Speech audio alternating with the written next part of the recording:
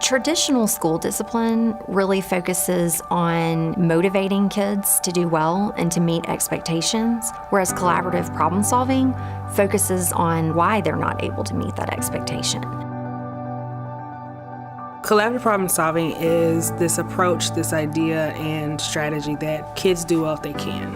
And so what we know from the history of just being in education is that suspensions ultimately don't work. Instead of just giving a blanket consequence, we want scholars to be able to think through their actions, develop those skills so that they can perform better behaviorally and academically in the future. Youth Villages was already providing counseling services to some of the most at-risk scholars at Gestalt. And so one of the things that became clear to us at Youth Villages is there was an opportunity to partner and to implement collaborative problem solving in the school system. The teacher may develop a plan to go through and say, like, what is the problem here? What do I see that's stopping the scholar from being able to reach their maximum potential? And then they actually meet with that scholar outside the classroom to really talk about what the problem was, get to the root of it, identify those lagging skills, and help that scholar to think through why was that difficult for them and what they can do next time. The part that I love the most is really the student voice. Like, we're at the table with the student,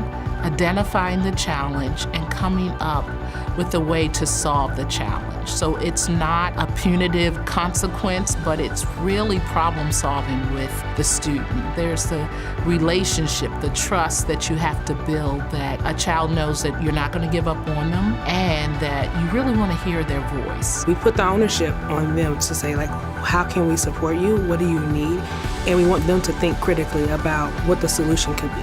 I think that that is also tied into scholars being more comfortable with articulating their feelings and how they see a situation, but also being able to see a different perspective, whether that is their teacher, their administrator, or another scholar. I actually had a parent talk to me about collaborative problem solving at one of our middle schools.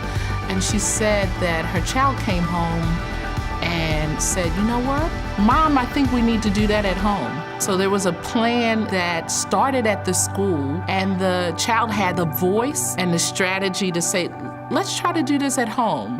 Like, there's a way that I can talk to an adult to get the help and support I need. At the end of the day, we want scholars to be well-rounded. We want them to be able to think critically for themselves and to be able to solve problems as they arise.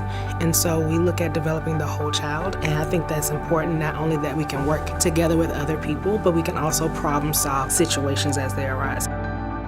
We're in our second year. We're getting more student voice, and teachers are feeling more empowered by the strategies that we're learning.